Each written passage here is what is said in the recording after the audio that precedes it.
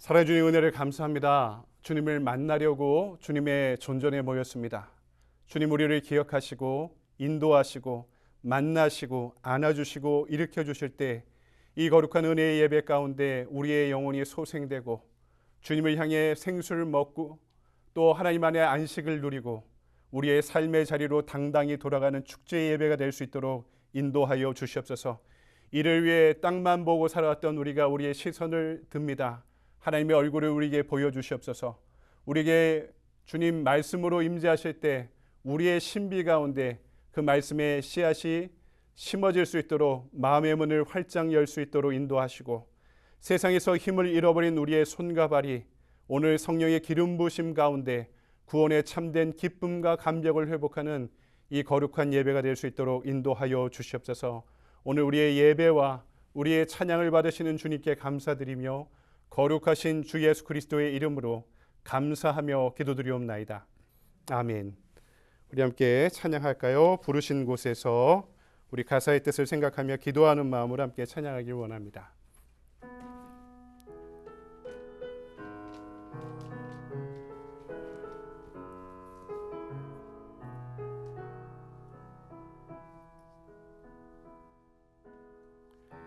따스한 성령님 마음으로 보내 내 몸을 감싸며 주어지는 평안함 만족함을 느끼네. 부르신 곳에서 나는 예배하네. 어떤 상황에도 나는 예배하네. 부르신 곳에서 나는 예배하네. 어떤 상황에도 나는 예배하네. 사랑과 진리에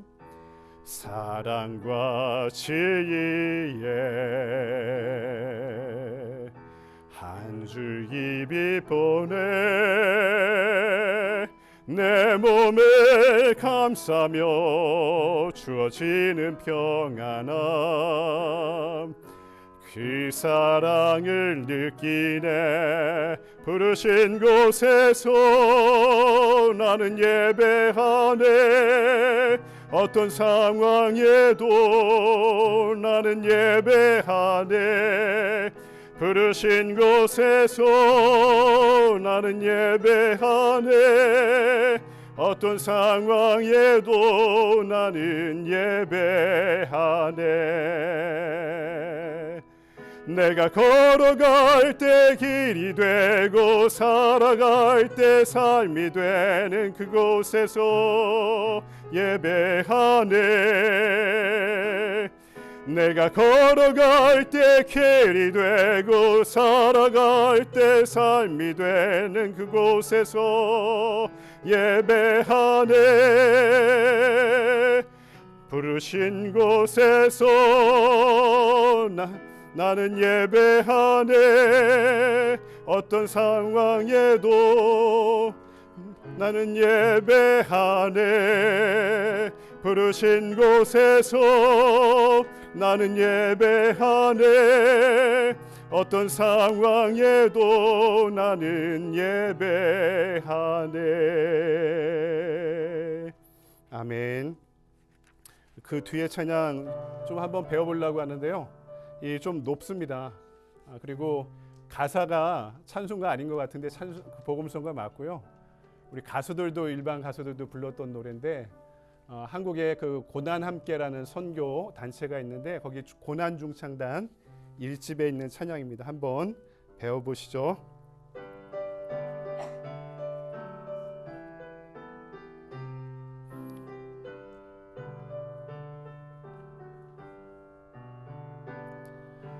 옳은 일을 위해 얻은 고난의 상처 이젠 아니함으로 사라져가고 사랑하던 친구 가슴 벅찬 승리도 추억 속으로 그려가네. 그대와 나 그대와 나 함께 나는 눈물의 기도 이젠 헛된 꿈 되어버렸나 그 어디에 있나 잃어버린 노래들 오직 남을 위해 부르던 지쳐버린 영혼들 자유로이 사랑을 하고 웃고 정의에 목마른 영혼들 실만한 물가로 인도하자더니 다시 한번 생각해봐 너와 나의 삶 진정 옳은 길 걷고 있는지 사랑 위에 목숨 바쳐 생명을 주고 친구 위에 목숨 주자던 지쳐버린 영혼들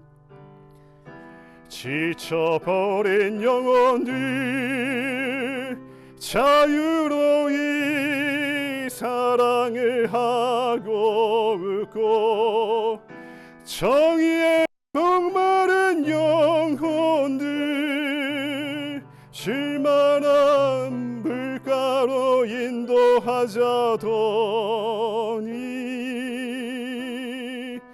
다시 한번 생각해봐 너와 나의 삶 진정 옳은 길 걷고 있는지 사랑 위에 목숨 바쳐 생명을 주고 친구 위에 목숨 주자던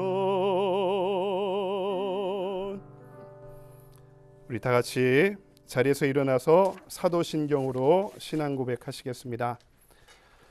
전능하사 천지를 만드신 하나님 아버지를 내가 믿사오며 그 외아들 우리 주 예수 그리스도를 믿사오니 이는 성령으로 잉태하사 동정녀 마리아에게 나시고 본디오 빌라도에게 고난을 받으사 십자가에 못 박혀 죽으시고 장사한 지 사흘 만에 죽은 자 가운데서 다시 살아나시며 하늘에 오르사 전능하신 하나님 우편에 앉아 계시다가 저리로서 산자와 죽은 자를 심판하러 오시리라. 성령을 믿사오며 거룩한 공예와 성도가 서로 교통하는 것과 죄를 사하여 주시는 것과 몸이 다시 사는 것과 영원히 사는 것을 믿사옵나이다.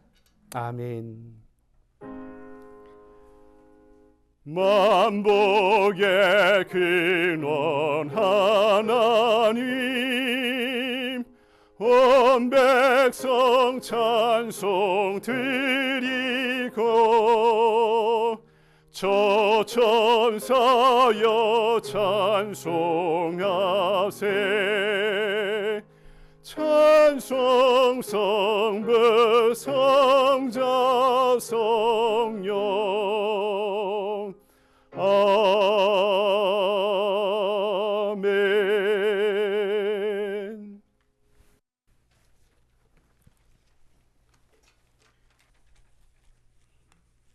다 함께 기도하시겠습니다.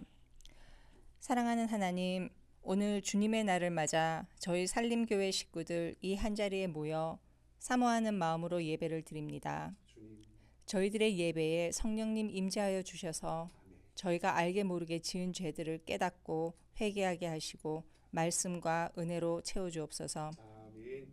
그리하여 예배가 끝나고 세상으로 나아갈 때에는 오직 사랑과 성령으로 주님의 자녀로서 제자로서 그 사명과 역할을 다하고 오직 주님의 이름으로 승리할 수 있도록 늘 동행하시고 축복하여 주옵소서. 주님, 저희 산림교회를 이곳에 세우신 데에는 주님의 뜻과 계획이 있음을 저희가 믿습니다. 저희가 저희만의 편견과 각자의 생각, 개인의 가치를 내려놓고 주님의 가슴을 갖고 주님의 비전을 알기를 간구하며 그 말씀 아래 저희가 한마음 한뜻으로 동역하게 하시고 주님의 지상 명령인 사랑을 실천하게 하여 주옵소서. 그리고 세대를 아우르는 말씀의 능력을 저희 이준현 목사님과 저희 교회에 나타내셔서 이 변화의 시대에 흔들림 없는 그리스도의 가치와 사명을 잘 알리고 다음 세대를 성장시키는 역할을 또한 감당하게 하여 주옵소서. 저희 산림교회가 작지만 힘을 모아 구제와 선교에 비전을 세우고 열심히 하고자 합니다. 각자의 은사를 총동원하여 이 사역에 최선을 다하게 하여 주옵소서. 내가 작은 일에 충성하였으니 주인의 잔치에 참여하라 하시는 주님의 칭찬을 들을 수 있는 산림교회 성도 한 사람 한 사람이 되게 하여 주옵소서. 헌금, 기도, 봉사 그 모든 것이 성령과 진정으로 드리는 예배에서 나오는 은혜의 열매임을 저희가 잘 압니다. 오늘 이 예배에도 주님 임재하여 주셔서 저희 성령 충만하게 하여 주옵소서. 주신 분도 주인이신 분도 하나님이심을 고백하며 이 모든 말씀 우리 주 예수 그리스도의 이름으로 기도드립니다. 아멘. 아멘. 감사합니다. 우리 교회 소식을 함께 나누도록 하겠습니다. 한 주간 잘 지내셨죠? 우리 하루 한 말씀이 아침에 6시마다 월요일부터 금요일까지 진행되고 있고요. 토요일은 6시 30분에 둘루스 오피스에서 함께 모여서 새벽 기도회로 모이고 있습니다. 섬김의 리더십 학교 지난주에 개강했습니다. 이번 주부터 계속 진행되는데 매주 금요일 저녁 7시에 당분간 둘루스 오피스에서 모이도록 하겠고요. 이번 주 토요일 날 새벽 기도 이후에 사역위원회로 모입니다. 그리고 우리 드디어 이제 후반기 커뮤니티 서비스가 시작되는데요. 8월 24일 마지막 주 토요일입니다. 세븐브리지 리커버리에 있는 우리 아틀란타에 있는 우리 그 단체에서 함께 커뮤니티 서비스를 시작하는데요. 자세한 주소와 시간은 다시 한번 공지하도록 하겠고요. 8월 마지막 주 토요일 오전 시간에 여러분 함께 비워주시기 바랍니다. 비타민 선교회 매주 수요일마다 맥다니엘 파기에서 함께 모여서 말씀 나누고 건강을 위해 걷고 있습니다. 창립 1주년 기념한 우리 선교지 개척을 위해 함께 후원과 기도에 참여해 주시기 바랍니다. 여러분 이 시간에 다 같이 자리에서 일어나셔서 213장 1절 부르시면서 준비하신 예물을 하나님께 드리겠습니다. 나의 생명 드리니 주여 받아 주셔서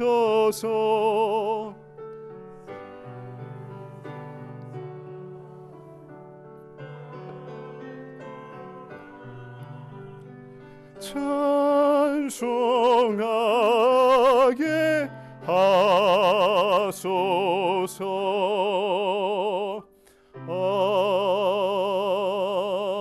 아멘. 사랑의 주님, 이 시간 우리의 마음을 드립니다. 시간을 드립니다. 정성을 드립니다. 사랑과 믿음의 고백을 드립니다. 재물을 드립니다. 하나님 이 모든 것들을 받아주시옵소서. 하나님 세상에서 살아가기 위해 때로는 코피를 흘리며 고단한 적도 있었고 주님 돈을 벌기 위해 자존심을 내려놓을 때도 있었습니다. 하나님 이 예물에 담긴 그 모든 마음과 가치를 주님 다 알고 계시리라 믿습니다.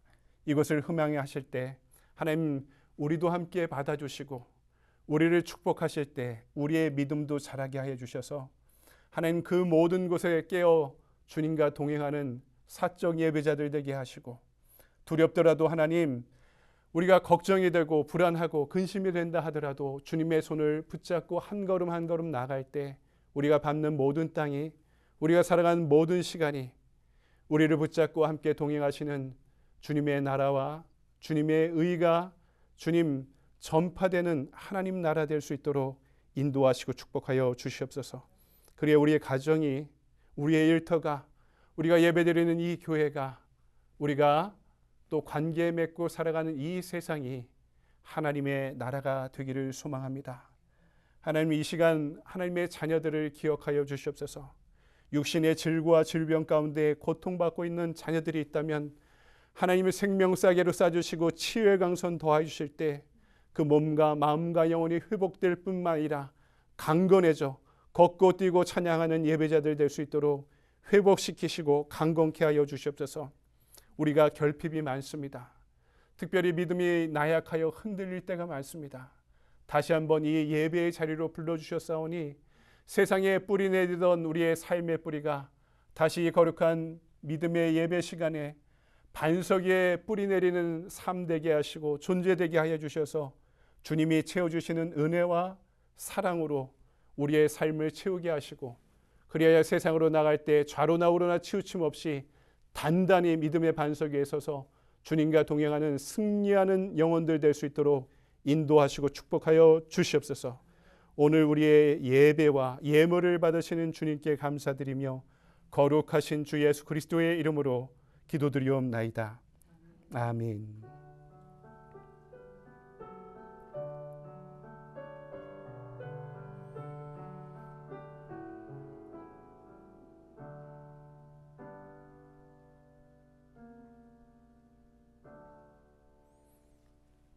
아멘. 서신체로 오늘 우리에게 주신 말씀 함께 찾아보겠습니다. 사도행전 3장의 말씀입니다. 1절로부터 10절까지의 말씀, 좀 긴 구절이지만 저 한 절 여러분 한 절씩 번갈아 교독할까요? 사도행전 3장 1절부터 10절입니다. 제9시 기도 시간에 베드로와 요한이 성전에 올라갈새 하면서 못 걷게 된 이를 사람들이 메고 오니 이는 성전에 들어가는 사람들에게 구걸하기 위하여 날마다 미문이라는 성전문에 두는 자라. 그가 베드로와 요한이 성전에 들어가려 함을 보고 구걸하거늘 베드로가 요한과 더불어 주목하여 이르되 우리를 보라 하니 그가 그들에게서 무엇을 얻을까 하여 바라보거늘 그가 이르되 금은 내게 없거니와 내게 있는 이것을 내게 주노니 나사렛 예수 그리스도의 이름으로 일어나 걸으라 하고 오른손을 잡아 일으키니 발과 발목이 곧 힘을 얻고 일어서서 걸으며 그들과 함께 성전으로 들어가면서 걷기도 하고 뛰기도 하며 하나님을 찬송하니 모든 백성이 그 걷는 것과 하나님을 찬송함을 보고 그가 본래 성전 미문에 앉아 구걸하던 사람인 줄 알고 그에게 일어난 일로 인하여 심히 놀랍게 여기며 놀라니라. 아멘. 주님의 말씀입니다. 예, 다 자리에 앉으시겠습니다. 우리 사도행전 강의를 하는데 오늘 이 시간에는 은과 금은 내게 없지만 이란 제목으로 말씀을 증거하겠습니다. 말씀을 듣기 전에 우리 앞뒤 좌우로 인사 나눌까요? 사랑합니다. 환영합니다. 예, 한 주간 잘 보내셨습니까? 예, 건강하게 다시 뵙게 되어서 감사하고요. 뜨거운 여름인데 오늘은 또 시원하게 구름도 허락해 주셔서 오후부터 비가 온다고 하는데 우리 심령에는 성령의 단비가 내리는 시간 되길 바랍니다. 여러분 그 드라마나 영화를 보면서 저도 가끔씩 이제 넷플릭스나 이런 데 있는 한국 드라마 보면서 야, 박수도 치고 웃기도 하고 어때는 가슴이 찡하면서 코도 찡하면서 이렇게 눈물도 나는 이런 순간이 있는데요. 이 반대로 좀 생각해 봤습니다. 내가 예배 드릴 때 여러분 한번 생각해 보세요.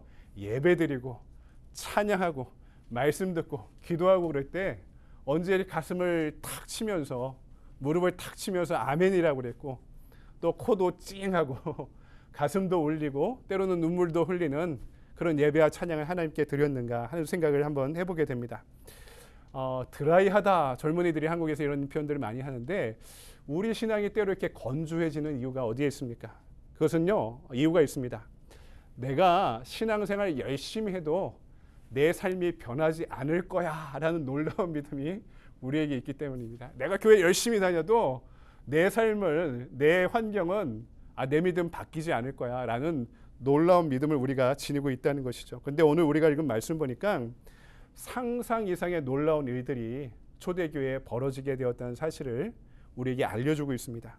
베드로가 성전의 아름다운 문, 미문에 이 예루살렘 성벽도요 12개의 문이 있어서 북쪽 미문으로부터 이 문의 이름들이 이렇게 있었는데요. 성전도 몇 개의 문이 있었는데 그 중에 하나가 아름다운 문이라 불리는 미문이라는 문이 있었던 모양입니다. 근데 그곳에서 어떤 사건이 이루어졌다는 것을 우리에게 보여주고 있는데 예전에는 안진뱅이다 이런 표현을 많이 쓰는데 요새는 언어적 감수성이 매우 중요한 시대가 되어서요. 목사님들도 함부로 이렇게 안진뱅이 이런 표현을 잘 쓰지 않는 것 같습니다. 조심해야 되는 표현들이고요. 그냥 걷지 못하는 장애인이 있었습니다. 근데 이 장애인은요 나면서부터 걷지 못하는 장애인이었다고 이렇게 이야기합니다. 그런데 성전 미문에서 이 장애인분과 베드로가 만날 때 아주 놀라운 일들이 벌어진 사건을 오늘 말씀이 소개하고 있죠. 오늘 본문에 등장하는 사람들은 그 놀라운 기적의 사건을 자신의 시각에서 바라보게 되는데요. 그들의 시선과 그들의 이야기를 함께 우리가 묵상하면서 우리는 어떤 시선을 갖고 이 기적의 사건을 바라볼 것인가? 우리의 이야기는 어떤 고백이 되어야 될 것인가? 오늘 말씀 가운데 함께 귀를 기울여 보길 바랍니다. 오늘 말씀에 등장하는 여러 부류의 사람들 중에 첫 번째 사람들은 구경꾼들입니다. 또 구경꾼의 이야기가 등장하고 있죠. 어려서 여러분은 사는 동네나 연배가 저랑 조금씩은 달라서 다른 경험을 갖고 계신지 모르겠는데요. 저는 한국의 그 신림동 낙골이라고 불리는 이런 동네에 살았는데 제 초등학교 저학년 때까지 약장사들이 다녔습니다. 차력도 보여주고요. 마술 같은 것도 보여주면서 특히 그 당시에 많이 팔던 게 이 회충약 이런 것들도 많이 팔고 그랬는데 이런 것들을 많이 보여줬죠. 근데 이제 신기한 것들을 많이 보여주다가 이분들이 간간히 꼭 하는 말이 있었습니다. 무슨 말일까? 기억하시는 분? 애들은 가.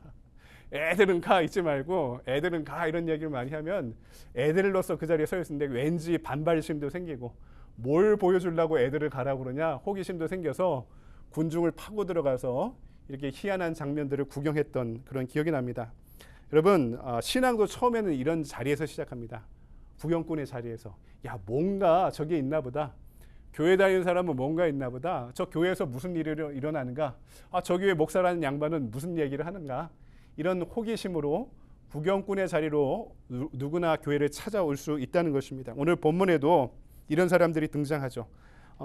장소는 성전이었고 때는 오전과 오후의 기도 시간의 중간인 굿이라고 표현되어 있는데 이 굿이는 지금 시간으로 따지자면 오후 3시쯤 되는 그런 시간이었습니다.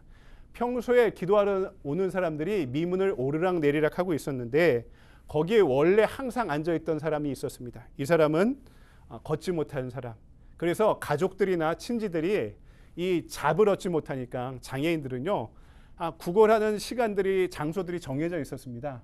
아무 데서나 하면 안 됐고요. 사람들이 다니고 공인된 장소에 주로 이 구걸이 하는 사람들이 모여 있는데 그럼 가족들이 또는 친지들이 또는 가족이 없으면 주변에 있는 이웃들이 이 사람을 들여다가 그 자리에 놔요. 이 사람도 먹고 살아야 되니까 그 구걸로 생을 연명할 수 있도록 그렇게 도와주었던 것입니다. 근데 이 걷지 못하는 사람과 예수님의 제자들과의 만남 가운데 아주 놀라운 일이 오늘 말씀 가운데 벌어지게 되었던 것입니다. 근데 이 극적인 사건을 구경꾼들은 어떻게 받아들이고 있을까? 다 놀랐겠죠. 저 사람은 아는 사람이야. 원래 걷지 못하는 사람이라는 것을 구걸하던 사람이라는 것을 성전을 오가던 사람들은 다 알고 있었을 것입니다. 근데 한 번도 보지 못한 장면이 벌어지게 되었던 거죠. 놀랍죠. 근데요, 이 놀라운 기적의 사건은요, 그들의 기억 가운데 잊혀지고 말았습니다. 왜냐하면은 이 놀라운 것도요, 나와 상관없는 일이라면 나는 그렇게 기억을 오래 못합니다. 여러분 신앙생활하면서 여러분들한테도 분명히 어떤 놀라운 일들이 한 번 이상 벌어진 일들이 있었을지도 모릅니다. 한번 생각해 보십시오. 내 신앙에서 내가 전혀 기대하지 않고 기도했는데 하나님은 그 기도를 들어주셨던가. 진짜 병 낫기 위해 기도했는데 그냥 병원에서도 안 된다고 그랬는데 병이 낫던가. 저 사람만은 교회 안 다닐 거라고 생각했는데 그런 사람들이 교회 오는 모습들을 보면서 야, 참 신앙이라는 게 믿음이라는 게 은혜라는 게 놀랍구나 하고 경험해 본 적이 있었을 것입니다. 하지만 내가 그 놀라움의 사건에 참여자가 아니었다면은 목사 같은 저도요. 지나서 놀라운 일이 있었지 하고 이렇게 생각해 버리고 나와 상관없는 일이라 여기면은 잊어버리고 말 것입니다. 그래서 기적이라는 것은 내가 거기에 참여하는 자인가? 그것이 나한테 있었던 일인가?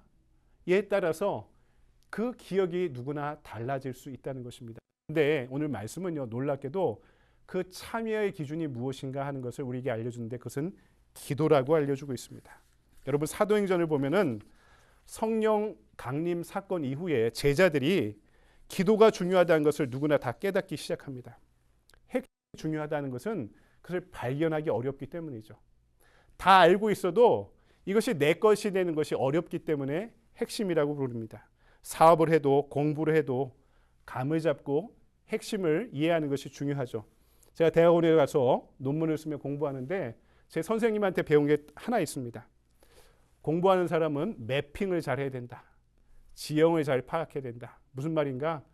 지금 이 이론이 나올 수밖에 없었던 이유가 이 이론의 사조들을 공부해 보면, 흐름들을 공부해 보면 지금 이때 나올 수밖에 없었던 어떤 원인이 있었기 때문이다라고 사조와 사조, 흐름과 흐름의 차이들을 알려주면서 이 사상의 매핑, 지형들을 잘 파악해야 된다라고 가르쳐 주셨는데, 그것이 저한테 매우 논문을 쓰고 공부하는 데 유용했었습니다. 큰 그림을 볼 줄 알아야 되고, 지형을 이해해야 되고, 흐름을 알아야 되고, 매핑을 잘 알아야 된다. 한마디로 핵심을 아는 것이 중요하다. 신앙생활에도 오늘 말씀은 핵심이 기도하는 데 있다라고 성령 강림 이후에 제자들이 깨닫기 시작한 것이죠. 주님께서 제자들을 잘 혼내지 않으셨습니다. 근데요, 예외가 있었습니다. 제자들을 혼내실 때가 있었는데 제자들이 기도하지 않을 때였습니다.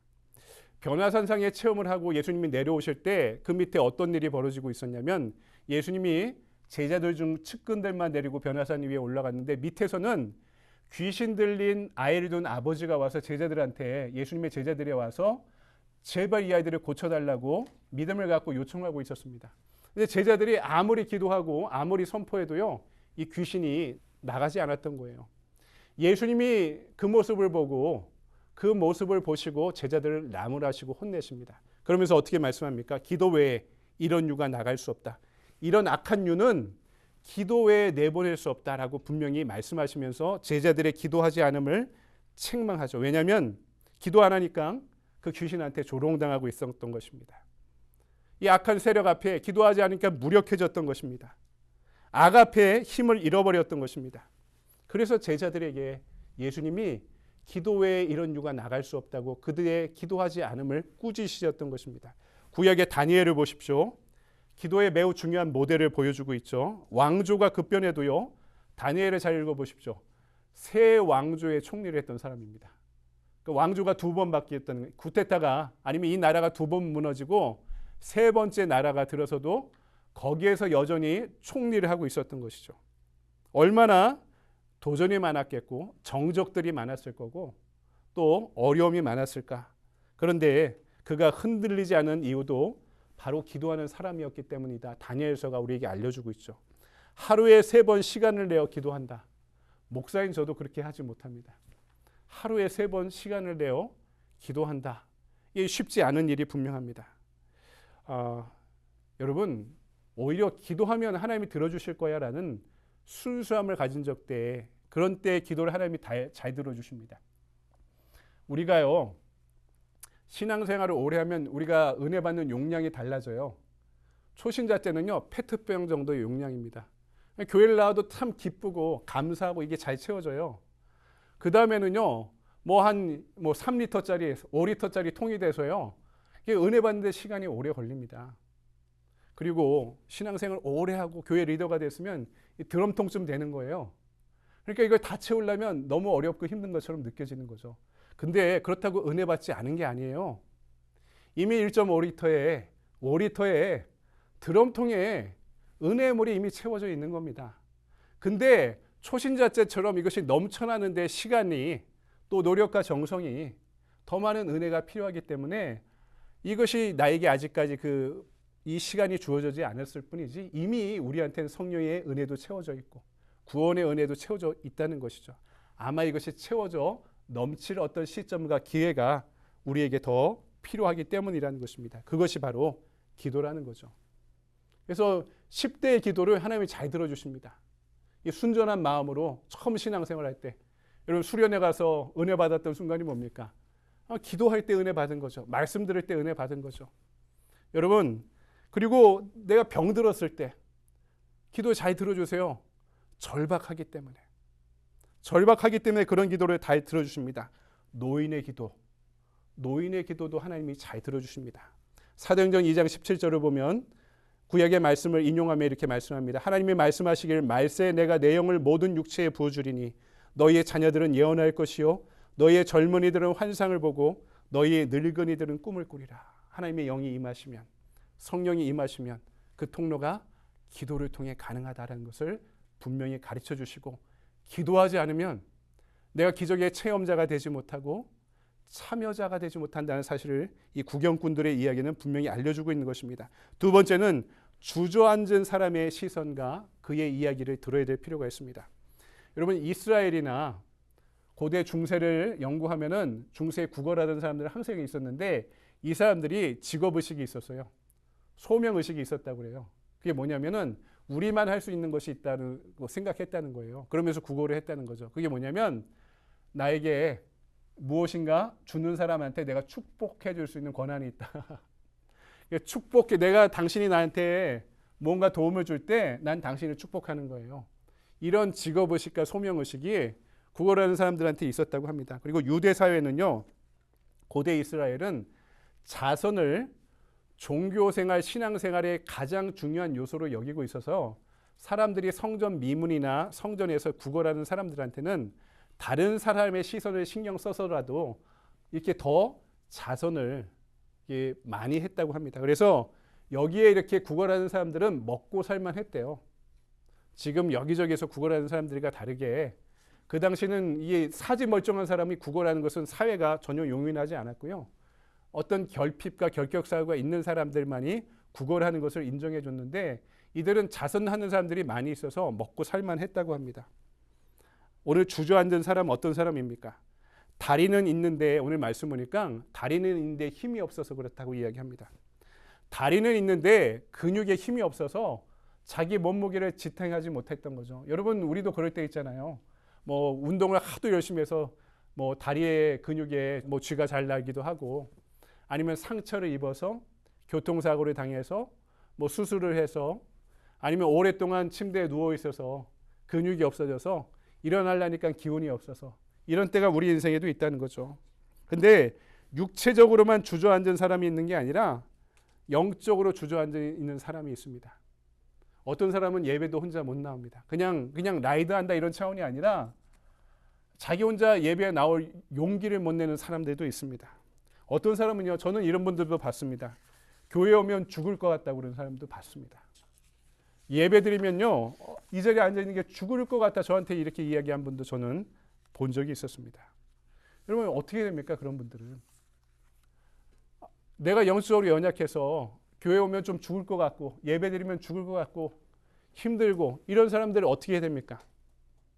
업어오고 메워와야죠. 예수님 말씀 전할 때 지붕을 뚫고 친구들이 병든 환자를 메워오고 침대채 업어오지 않습니까?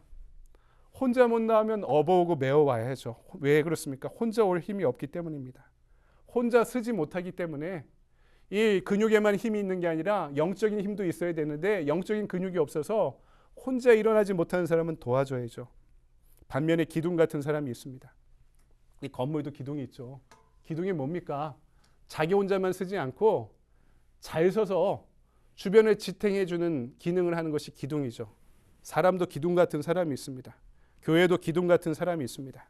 육체적인 힘과 영적인 힘과 인생에 힘이 없어서 주저앉은 사람이 있을 때 옆에서 같이 일으켜주는 사람이 있습니다. 주저앉은 사람이 누굽니까? 우리 주변을 보면 주저앉은 사람이 누굽니까? 얼굴이 힘든 사람들입니다. 다른 건 몰라도 얼굴빛에서 나오죠. 아, 저 사람 힘들구나. 우리가 관심 있는 사람이라면, 가까이 있는 사람이라면, 가족이라면 얼굴빛만 봐도 어떤 마음인가 우리가 알지 않습니까? 아, 저분은 좀 한 주간 힘들었구나. 세인트루이스에 한 여행객이 방문했었는데 주일이 되어서 이제 예배드리러 가려고 이제 교회를 찾다가 교통을 안내하는 경찰을 봐서, 아, 교회가 이 근처에 갈 만한 교회가 어디 있습니까? 하니까 어떤 교회를 가르쳐 줬습니다. 근데 가다 보니까 의아한 거예요. 도로에 그 교회를 창에 찾아가는데 가는 도중에 교회를 몇 군데나 발견한 것이죠. 아, 근데 이 경찰이 왜 나한테 이 교회 가라고 했을까 하고 일단은 거기를 목적지 삼았기 때문에 내비게이션에 그 교회를 찾아가서 예배를 아주 잘 드리고 나와서, 미국 교회는 식사를 안 하니까 그 관광지 식당에 가서 식사를 하고 나오는데 그 경찰이 또 있는 겁니다. 그래서 물어본 거예요. 아, 제가 가다 보니까 교회가 몇 군데 있는데 왜 저한테 이 교회를 가라고 하셨습니까? 그러니까 이 경찰이 이렇게 대답을 했습니다. 아, 제가 이 동네에서, 이 시티에서 경찰 생활한 지 오래됐는데 그 교회 성도들이 표정이 제일 좋다고. 그 교회 성도들이 표정이 제일 좋다고. 그 교회는 아마 기쁨이 있는 교회인 것 같습니다. 이렇게 대답했다고 합니다. 가끔씩 이런 생각을 해봅니다. 우리가 전도를 못하면 이유가 있습니다. 내 표정에 내 표정을 좀 회개해야 되는 일일지도 모릅니다. 우리가 얼굴을 보면서 성령의 빛도 있고 기쁨의 빛도 있어야 되는데 생기도 있어야 되는데 한국말이 좀 영적인 말이 좀 많아요. 제가 하는 말이 살림이란 말도 좋아하는데 살림이 뭡니까? 사람을 살린다. 이게 얼마나 영적인 단어입니까? 얼굴은 뭡니까? 얼굴은 사람의 얼이 들어있는 굴이다. 이런 뜻입니다. 사람이 얼이 스피릿이 머무는 곳이 얼굴이라는 곳이죠. 그러니까 우리가 얼굴로 전도할 수 있다는 말이 무엇인지 생각해 봐야 되는 거죠. 오늘 주저앉은 사람, 그 얼굴이 참 안 좋은 사람이 일어날 때 어떤 일이 벌어집니까? 8절을 보니까 평생 앉아있던 사람이에요. 이 사람이 뛰어서서 걸으며 그들과 함께 성전으로 들어가면서 걷기도 하고 뛰기도 하며 하나님을 찬송하니. 어떤 일이 벌어졌다고요? 평생 앉아있다 일어나니까 감사하고 감격하면서 걷기도 하고 뛰기도 하면서 하나님을 찬양하고 예배하고 있다. 이렇게 고백하고 있습니다. 근데 이 일이 있고 나서 베드로와 제자들이 잡힙니다. 그래서 공의 앞에 끌려가게 돼요. 그리고 나서 있었던 어떤 일을 사도행전 4장 14절이 기록하는데 이런 기록이 있습니다. 또 병 나은 사람이 그들과 함께 서 있는 것을 보고 비난할 말이 없는지라. 이 환자가 나서 어떻게 했다고요? 베드로 옆에 함께 서 있는 겁니다. 이 자리가 어떤 자리입니까? 베드로가 붙잡힌 자리고요. 신문당하는 자리고 고난당하는 자리입니다. 그런데 그 옆에 평생을 쓰지 못할 장애를 갖고 있던 사람이 지금 일어나 그 옆에 같이 서 있다는 겁니다. 여러분 이거 얼마나 놀라운 걸까요? 고침을 받고 일어났을 뿐만 아니라 전도자의 자리에 같이 서 있게 되었다는 것입니다. 신약 성경을 보다가 예수님을 만나 병 고침 받고요. 그 다음에 사건이 기록된 유일한 사람이 이 사람입니다. 다른 사람은 나았더라, 감사했더라 이렇게 끝나는데요. 이 병 고침을 얻고 나서 그 다음에 행적이 기록된 유일한 사람이 바로 이 사람입니다. 병 고침 받고 그가 병 고침 받음에 자기의 인생을 만족해 산 것이 아니라 병 낫게 해준 하나님께 감사드리며 하나님을 위한 전도자의 삶을 살아왔다라고 신약 성경이 사도행전이 증거하는 것입니다. 여러분 전도자가 되십시오. 여러분도 지도자 옆에 전도자 옆에 서 있는 사람 되십시오. 교회에 수천 명의 사람이 필요한 것이 아니라 바로 이런 사람들이 있어야 하는 것입니다.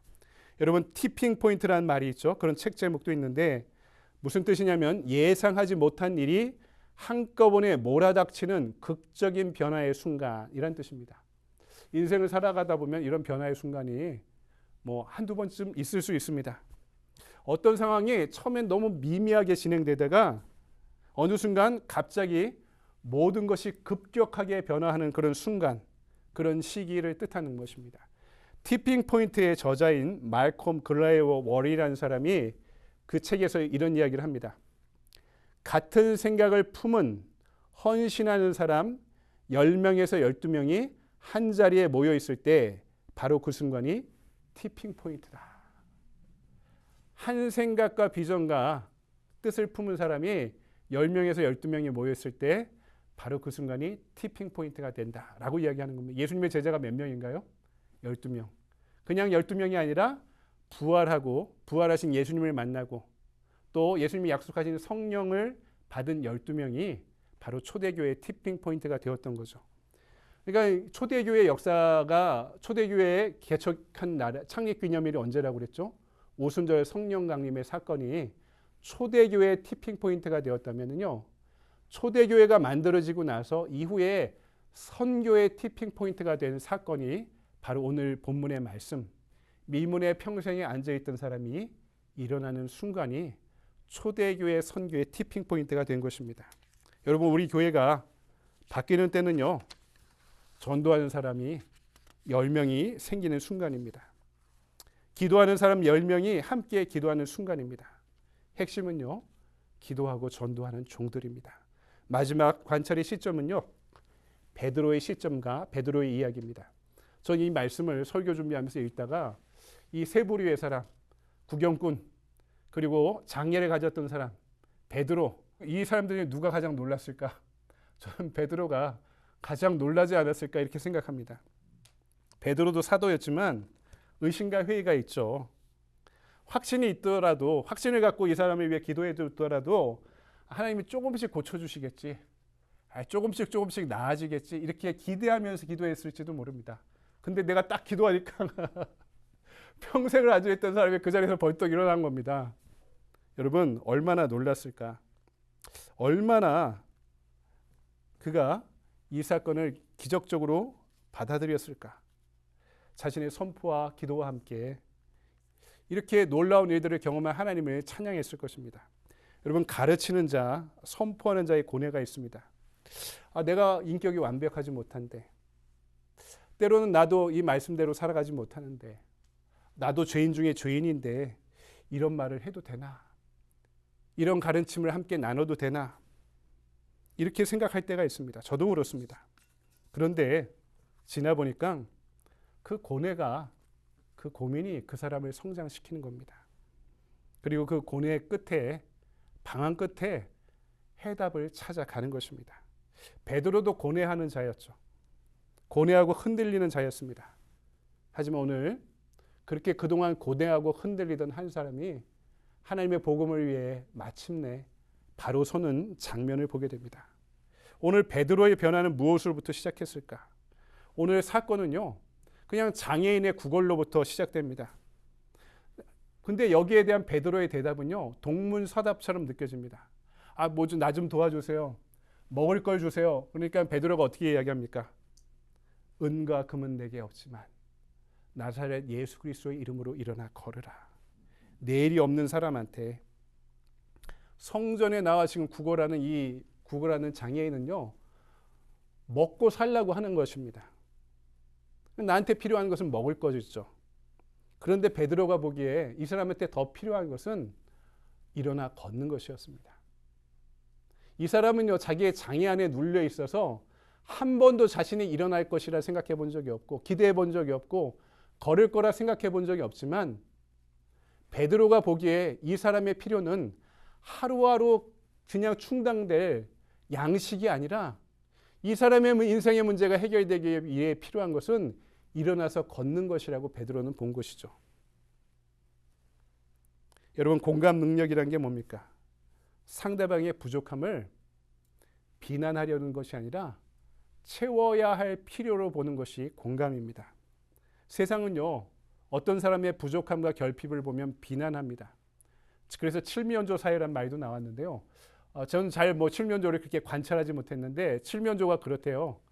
칠면조 중에 상처가 나거나 병이 나서 잘 못 걷는 칠면조가 생기면 주변에 있는 물이 들어와서 걔를 쪼아 죽인다고 합니다. 쪼은데요. 쪼아서 내쫓는다고 합니다.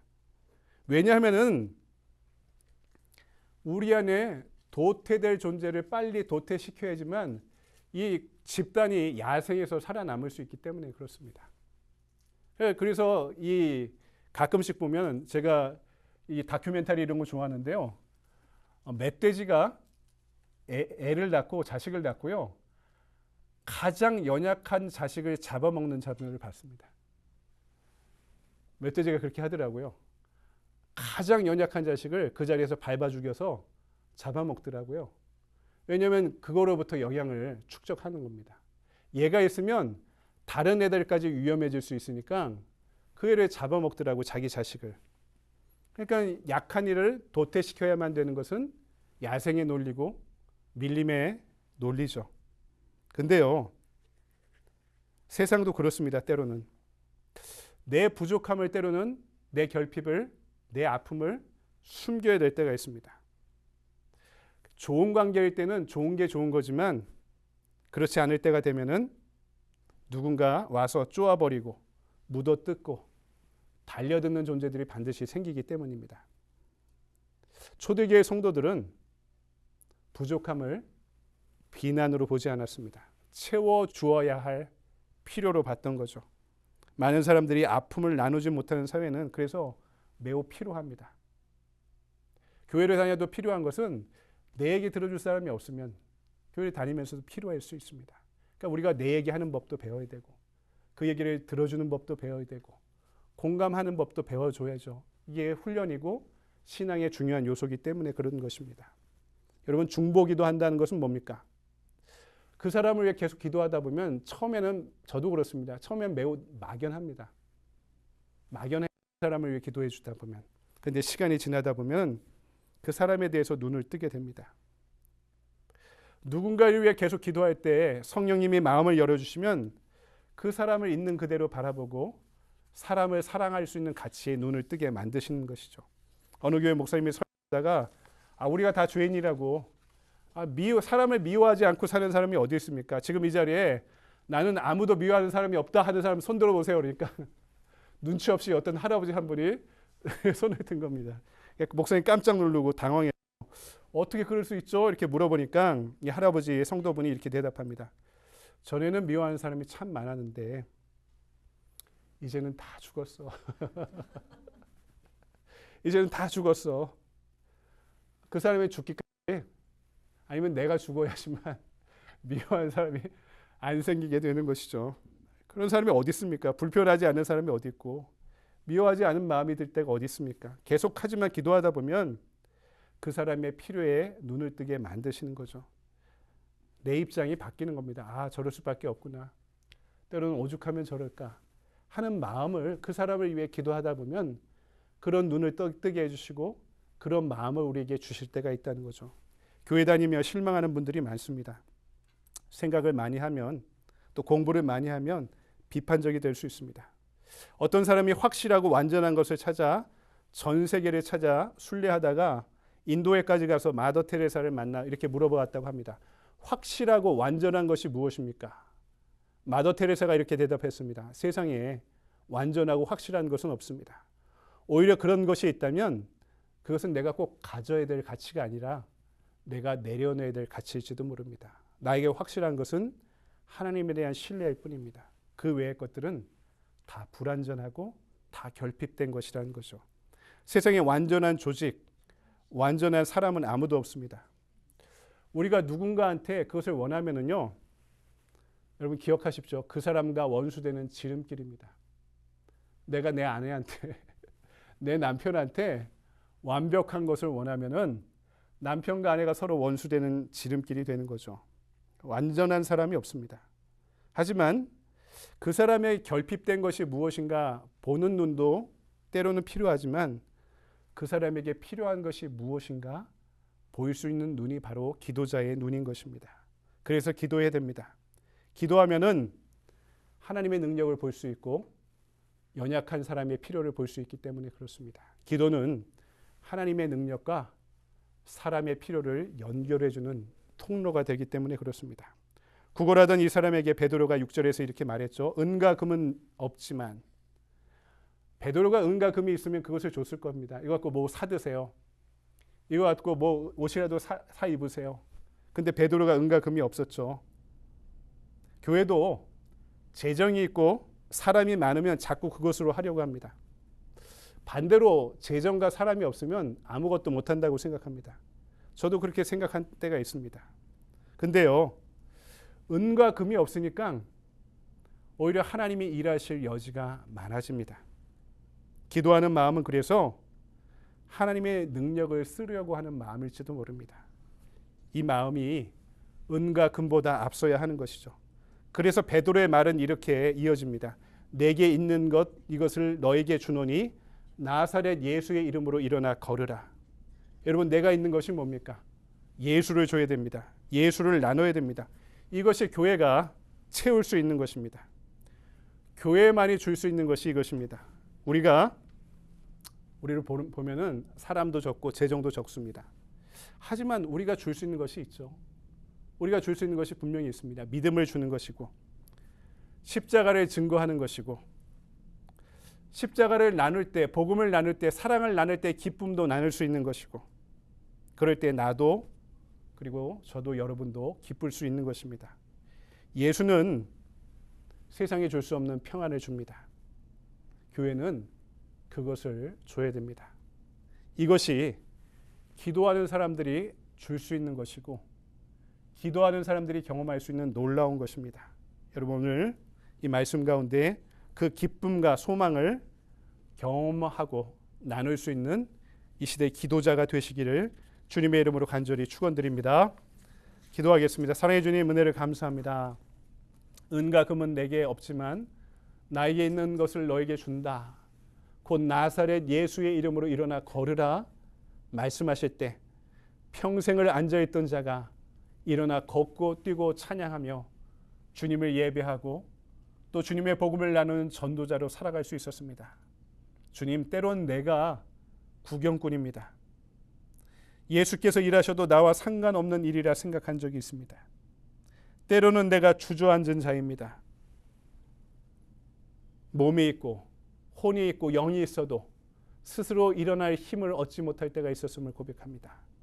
하지만 주님, 우리를 다시 일으켜 주시고 우리가 다시 절박하게 기도할 수 있게 인도하여 주셔서 우리의 기도에 성령께서 응답하실 때 평생 앉아있던 자도 일어날 수 있는, 죽어가는 자가 살아나는, 주저앉아있던 자가 힘을 얻고 일어날 수 있는 회복과 치유와 구원의 역사가 오늘 나의 기도를 통해 이루어지길 소망합니다. 주님, 나의 둔한 입술을 주장하여 주시옵소서. 성령님 임재하셔서 내가 기도할 수 있는 마음을 허락하여 주시옵소서. 그리고 믿음으로 담대하게 기도할 때, 하나님을 향해 기도드릴 때 우리 주변에서도 죽음의 현장이 사람을 살릴 수 있는 살림의 현장으로 변화되는 기적을 맛볼 수 있도록, 그 기쁨 가운데 살아갈 수 있도록 우리를 인도하시고 우리의 기도 가운데 응답하여 주시옵소서. 거룩하신 주 예수 그리스도의 이름으로 감사하며 기도드리옵나이다. 아멘. 다시 자리에 일어나셔서 우리 결단의 찬양 부를까요? 361장입니다.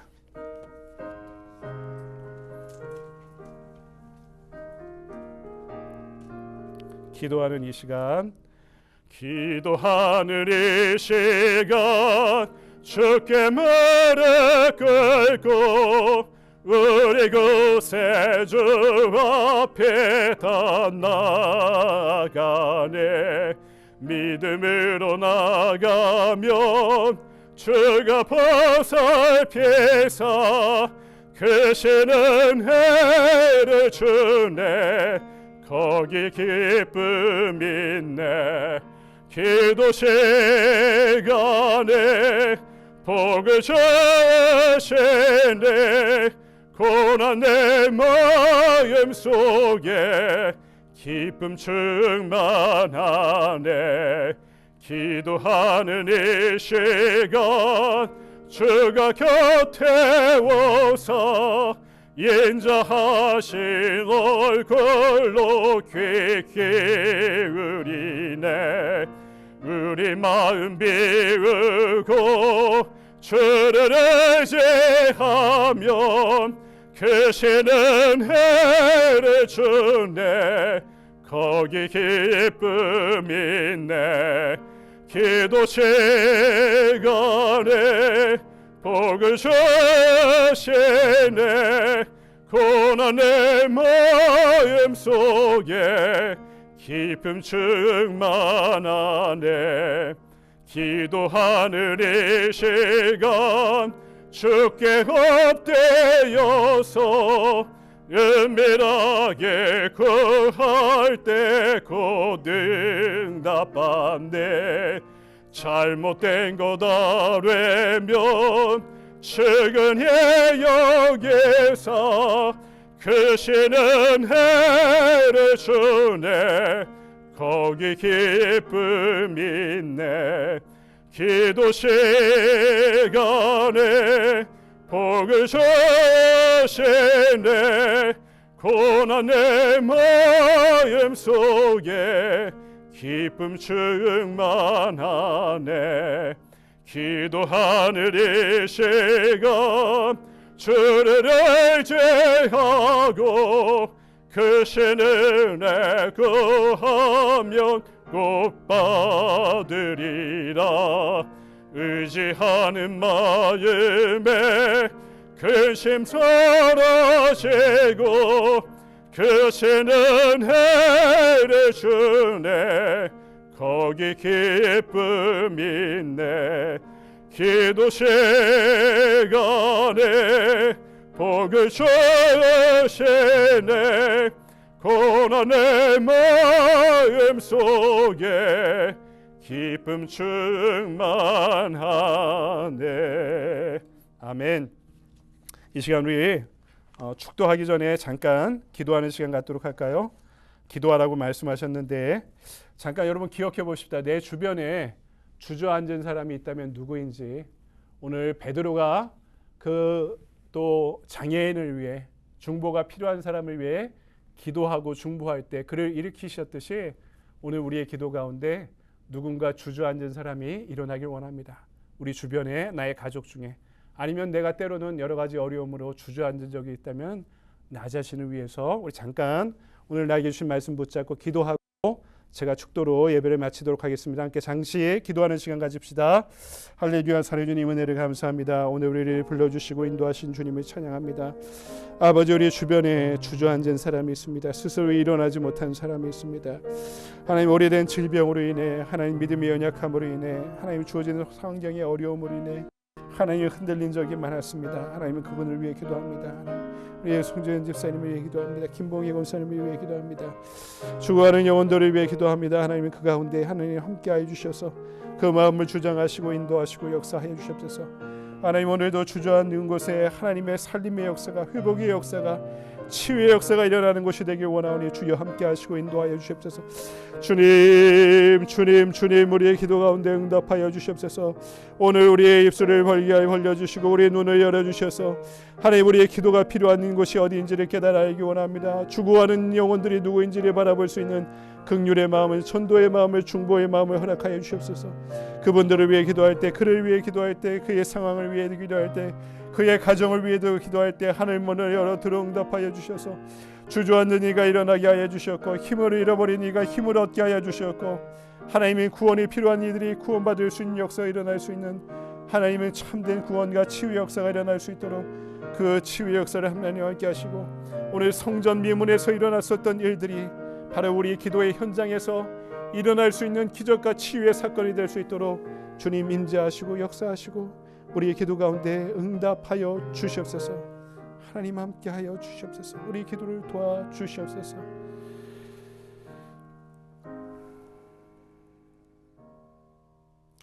이제는 교회의 머리 되신 우리 주 예수 그리스도의 은혜와 날마다 우리를 있는 그대로 받아주시고 안아주시고 용서하시는 하나님 아버지의 무한하신 사랑과 오늘도 우리를 제자로 부르시고 세상을 향해 파송하시는 성령님의 감화감동 역사하심이 오늘 이 거룩한 예배에 참여해 타인의 필요를 바라보는 마음을 갖고 예수의 복음과 기쁨과 사랑을 나누기를 원하는 또 이를 위해 기도하는 자가 되기를 원하는 이 자리의 모든 사랑하는 자녀들 위에 그리스도의 제자들 위에 지금으로부터 영원토록 함께하여 주시옵기를 간절히 축원하옵나이다. 아멘.